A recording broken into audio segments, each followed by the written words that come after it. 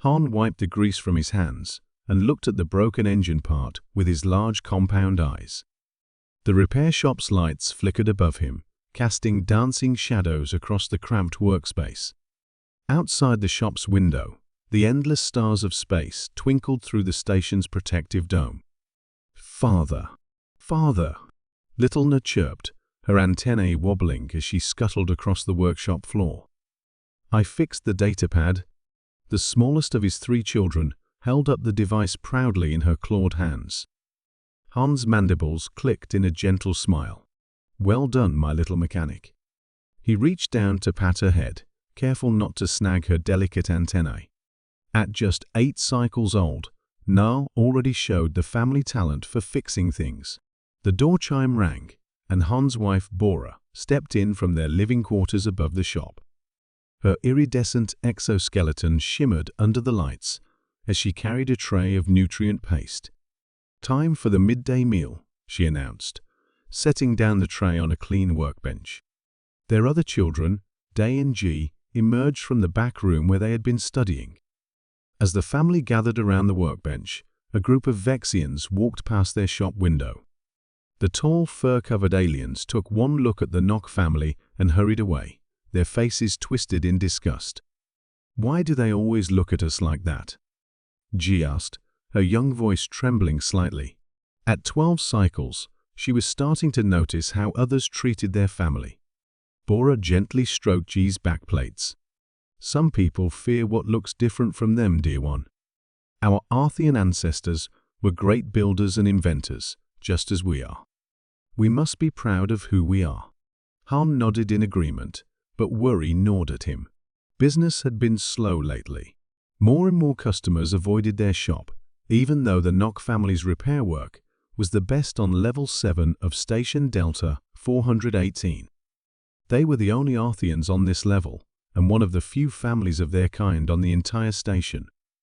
Day, their eldest at 15 cycles, clicked his mandibles in frustration. "The Vexians' shop charges twice what we do, and their work is sloppy. It's not fair." "Life isn't always fair," Han said, "but we have each other, and that's what matters." He watched his family eat, his heart swelling with love for them. The nutrient paste wasn't the best quality. They had to buy the cheaper brands now, but they made do. Suddenly, Nay started coughing. It was a strange rattling sound that Han had never heard before.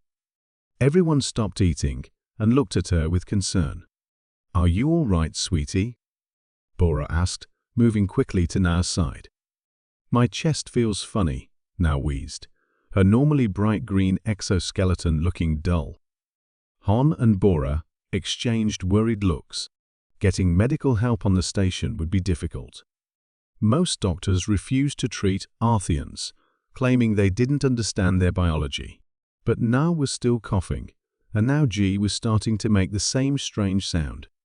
"Maybe they just need rest," Han said hopefully, but his antennae drooped with worry. The family had faced prejudice before, but with their children getting sick, everything felt more frightening. As the artificial night cycle approached, Han stood at his shop window, watching the other species walk by.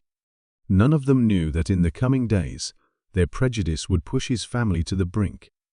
And none of them could guess that help would come from the most unexpected species in the galaxy, the humans. 3 days had passed since Nay first started coughing.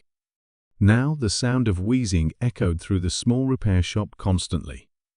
All 3 children lay on cushions in the living area, their exoskeletons dulled to a sickly gray-green. Han stood at his workbench, trying to focus on fixing a customer's broken navigation unit. His hands shook as he worked, and a persistent ache had settled deep in his joints. Behind him, Bora paced back and forth, talking on their old communicator. "Please," she begged, "my children are very sick. We can pay something. Yes, I understand you don't usually treat Arthians, but—" Her antenna drooped as she listened. "Hello? Hello?" The doctor had hung up on her. Again. "That was the last medical center on Level 7, Bora said, her voice cracking. She started to say more, but broke into a fit of coughing. Han's heart sank. He'd been to 6 different medical facilities himself yesterday. None would help. Some claimed they didn't understand Archean biology. Others simply pointed to signs, saying right to refuse service. A weak voice called from the living area. "Father, can I have some water?" Han hurried to Ji's side with a water pouch. As he helped her drink, he noticed dark spots spreading across her backplates. Nay and Day had the same spots now. Whatever this illness was, it was getting worse. The shop door chimed. Han looked up hopefully, but it was just the station's rent collector, a tall Meridian with silvery scales. "Rent's due tomorrow," the Meridian said, not entering the shop. "And there have been complaints about strange noises and possible contamination from your unit." "Please," Han said, "my family is sick. We just need a little more time." "Rules are rules," the Meridian cut him off. "Pay tomorrow or face eviction. And do something about that noise. It's disturbing the other tenants." He left quickly, covering his face with a cloth. Han slumped against the wall. Their savings were almost gone after buying medicines that didn't work. They had barely enough credits left for food, let alone rent. That night, as Han checked on his sleeping family, he felt the same burning ache in his chest that his children had described. Bora was already sick, and now the illness had reached him too. Their shop had been closed for 2 days because they were too weak to work. Through the window, he watched other aliens hurry past their shop, some pointing and whispering. News of their sickness had spread, and now people avoided even walking on their side of the corridor. The few customers they had left had stopped coming entirely. "What are we going to do?" Bora whispered, coming to stand beside him. Her once bright exoskeleton was now as dull as the children's. Before Han could answer, little Nay started crying out in her sleep. The spots on her back had grown darker, almost black. Day and Ji were getting worse too, their breathing becoming more labored. Han held Bora's hand tightly. "We'll find a way," he said, but fear gripped his heart. Their food was running low. The rent was due. And now they were all sick, with something no doctor would even look at. A notice flashed on their door's display panel. WARNINGPOSSIBLACONTAINATIONZONE AVOIDTHISAREA.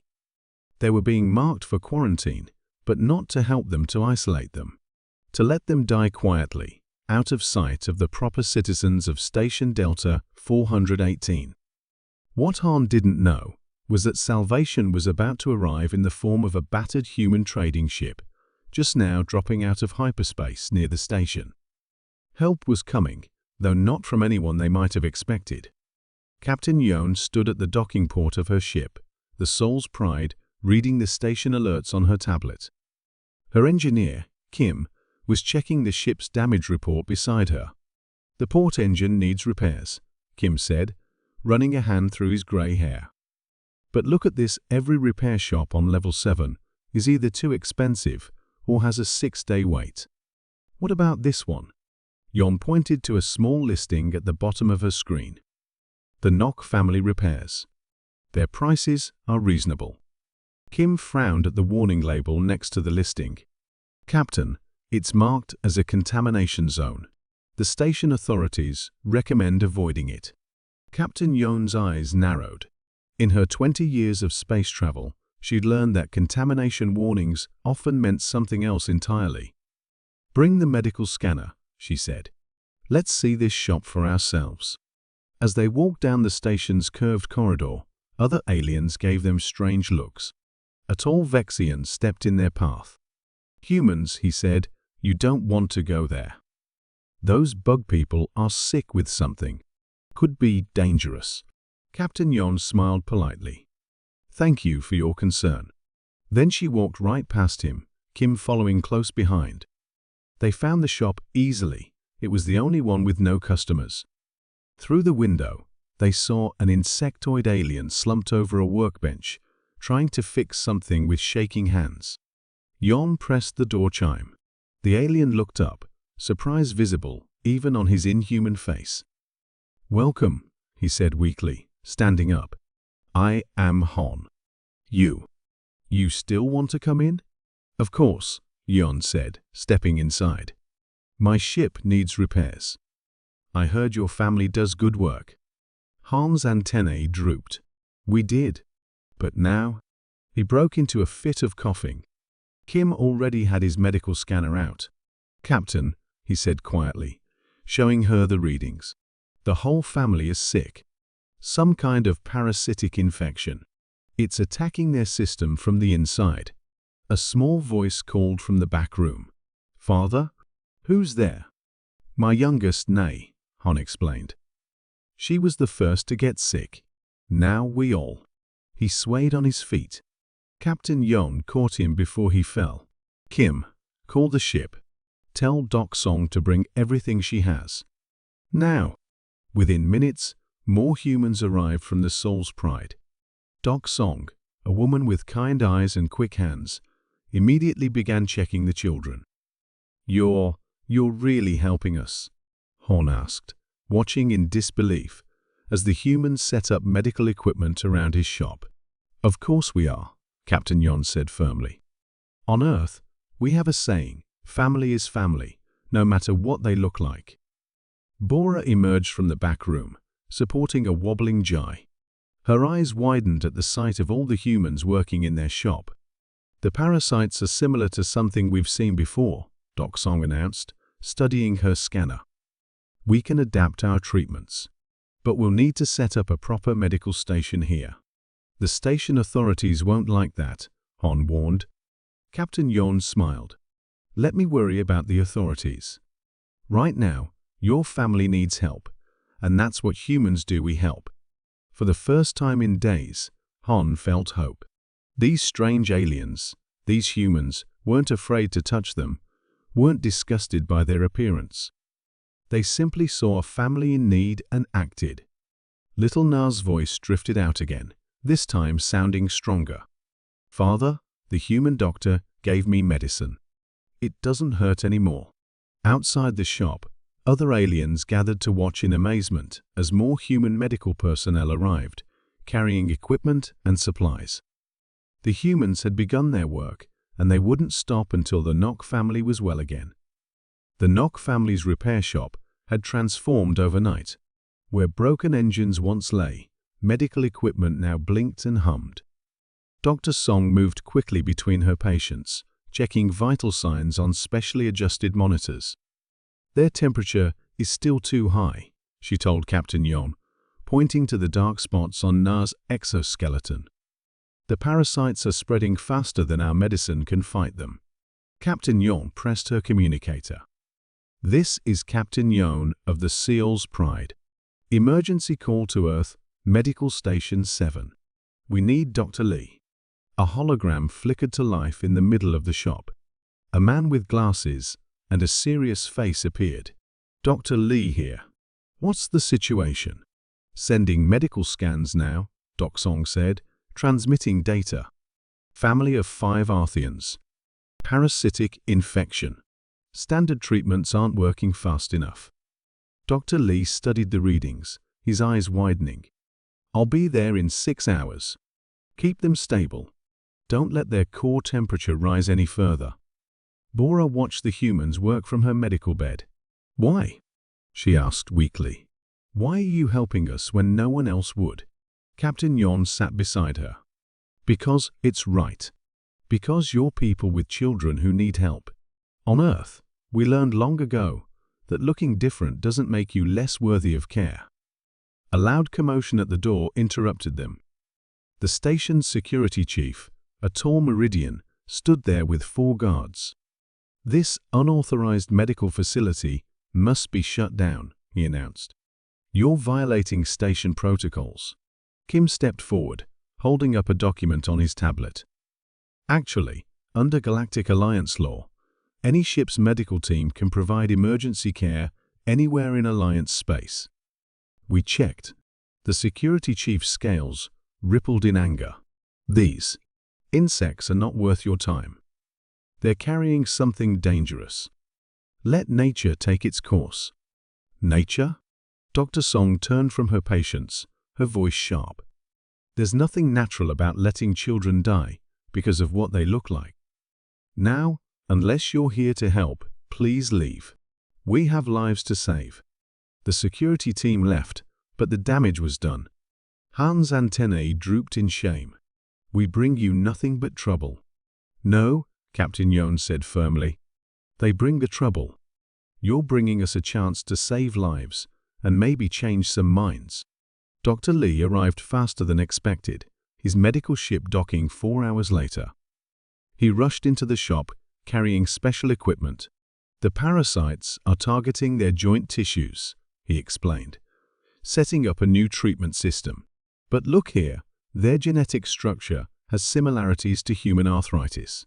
We can modify our treatments.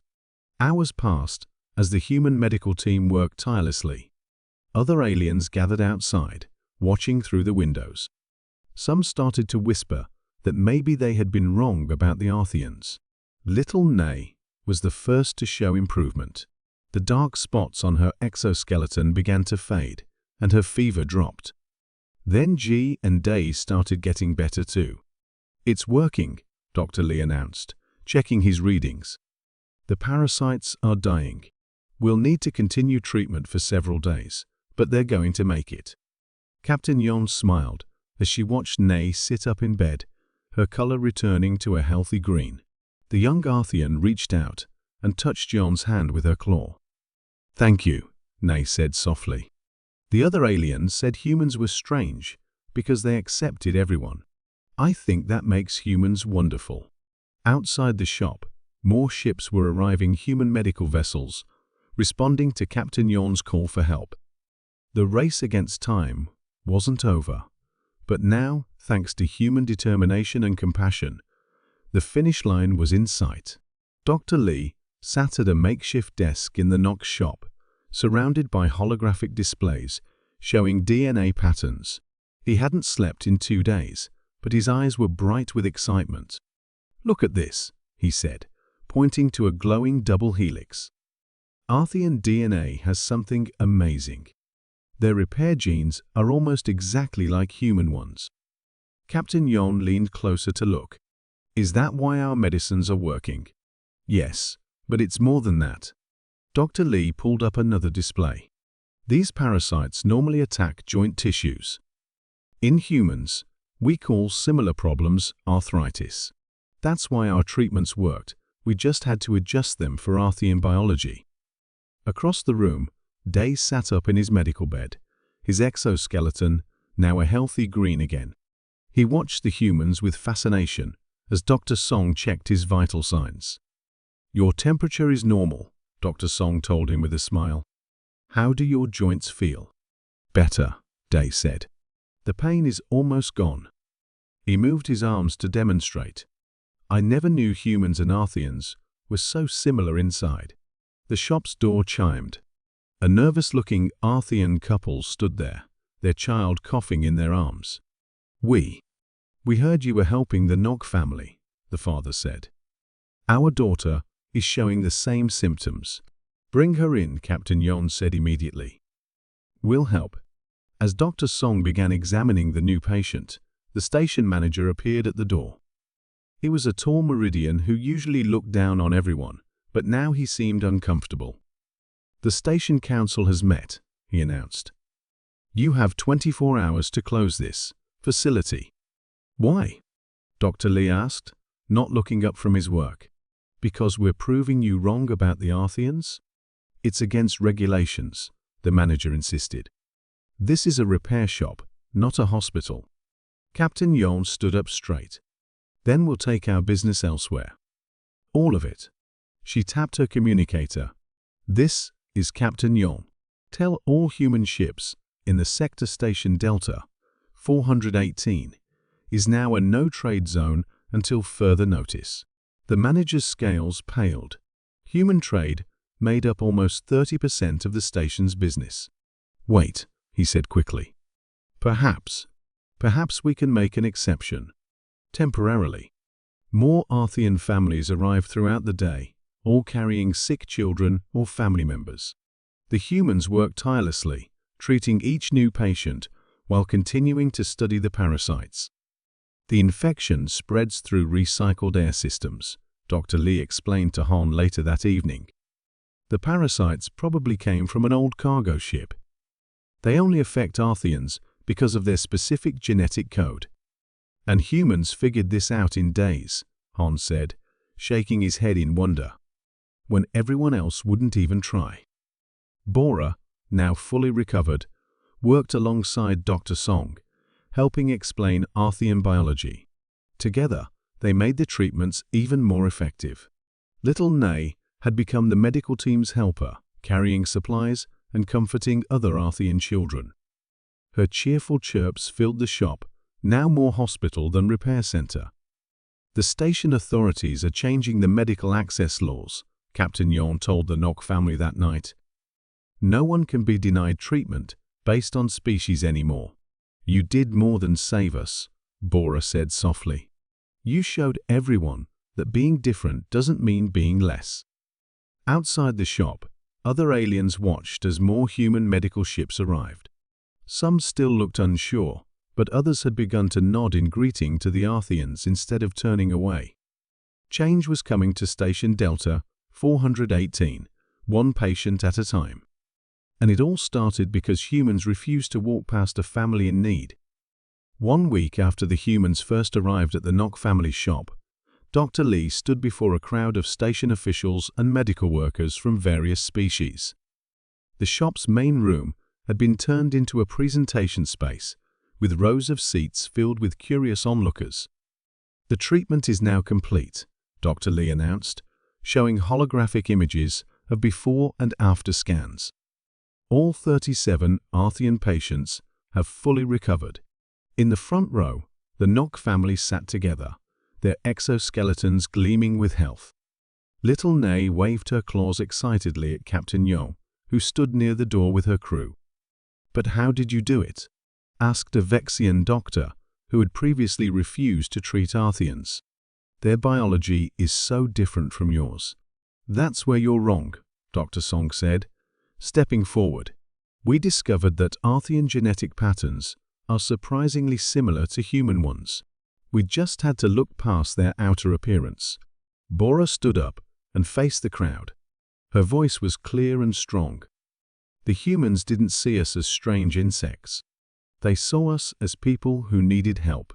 That's why they succeeded where others failed." The station manager shifted uncomfortably in his seat. "The station council has voted to establish a permanent medical center for all species," he announced. With human doctors training our staff." A cheer went up from the Arthian families in the room. Han watched with pride as his children joined in the celebration.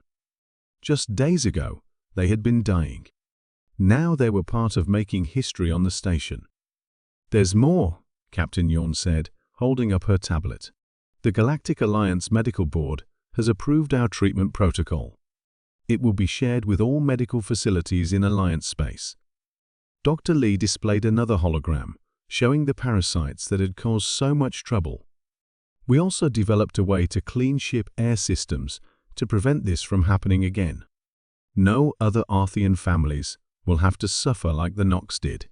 As the presentation ended, something unexpected happened. The Vexian doctor who had asked the question walked up to Han and extended his hand. "I was wrong about your people," he said quietly. "I'd like to learn more about Arthian biology, if you're willing to teach me." Han clasped the offered hand, his mandibles clicking in a smile. "We would be honored." Later that evening, the Nok family's shop was filled with people again, but not with patients. Humans, Arthians, and even some other alien species gathered to celebrate. The air was filled with the smell of both human and Arthian cooking. "Your shop will need repairs after we remove all this medical equipment," Kim said to Han. "But I think you'll have plenty of help." He was right. Already, several station engineers had offered to help restore the shop, eager to learn from both human and Arthian repair techniques. Little Nay tugged at Captain Yon's sleeve. "Will you visit us again?" she asked. "Of course," Yon smiled. "The Soul's Pride will make regular stops here. Someone needs to check on our favorite repair shop." As night fell on Station Delta 418, the lights in the Nock family's shop glowed warmly. Through the window, passers-by could see humans and aliens sharing food, stories, and laughter. The shop that had once been marked as a contamination zone was now a symbol of hope and change. "You saved more than just our family," Bora told Dr. Lee, as she served him some traditional Arthian food. "You saved our future." The dark days were over. The cure had done more than heal bodies, it had begun to heal hearts and minds across the station. 3 months had passed since the cure. The Nock family's repair shop looked very different now. New signs in multiple languages hung outside: Nock Family Repairs, Human Certified Workshop, and All Species Welcome. Hans stood at his workbench, teaching a group of young engineers, human, Arthian, and even a curious Vexian, how to fix complex engine parts. His mandibles clicked happily as he watched them work together. "Remember," he said, "sometimes the best solutions come from mixing different ways of thinking. Just like how humans and Arthians work together to find our cure." The shop door chimed. Captain Yon walked in, carrying a package.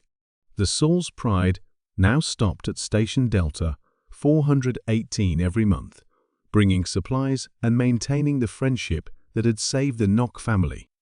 "Where are the children?" Yon asked, setting down her package. "Taking their quantum learning classes," Bora answered proudly.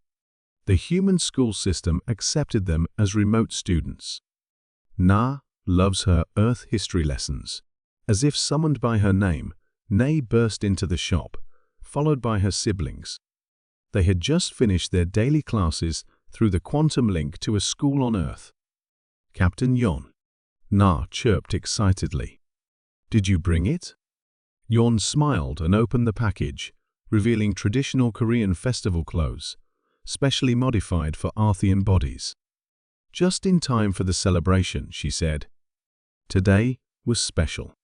Station Delta 418 was holding its first interspecies cultural festival, and the Nock family would help represent both Arthian and human traditions. Their shop would be one of the main gathering points. "The food is ready," Bora announced. She had spent days preparing a mixture of Arthian dishes and Korean recipes adapted for different species to eat. Throughout the afternoon, aliens of all kinds visited the shop. They tried the food, watched repair demonstrations, and shared stories. The station's new medical center had a booth next door, where Dr. Lee, who now lived permanently on the station, explained how human and Arthian medicine were revolutionizing treatments for all species. "Hard to believe this same shop was marked as a contamination zone 3 months ago," said the station manager, who now regularly visited for engine repairs. Day, who was helping serve food, overheard this and smiled. "Things change when people give each other a chance," he said wisely. In one corner of the shop, G was teaching young aliens from different species how to solve complex math problems using both human and Arthian methods. She had become something of a celebrity in her Earth school for her unique way of combining different mathematical traditions. As evening approached, the festival reached its peak. The station's lights dimmed, and hundreds of small glowing orbs, a human invention powered by Arthian technology, floated through the corridors, creating a magical atmosphere. Captain Yon stood with the Nock family, watching the celebration.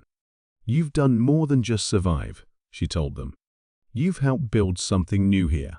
The humans gave us a chance when no one else would," Han said, his voice full of emotion. "Now we're making sure others get their chance too." Little Nay, wearing her new Korean Arthian festival clothes, took Captain Yon's hand in her claw. Around them, the sound of different species laughing and talking filled the air. "Father," Nay said, "my Earth teacher asked what we should call this new way of living together. I told her We already have a name for it. She looked around at the mixed crowd in their shop. We call it humanity. The celebration continued long into the night, a living symbol of how one family's darkest moment had become a light of hope for the entire station. The Nog family story would be told for years to come, the story of how human compassion had changed not just 5 lives, but an entire community's heart.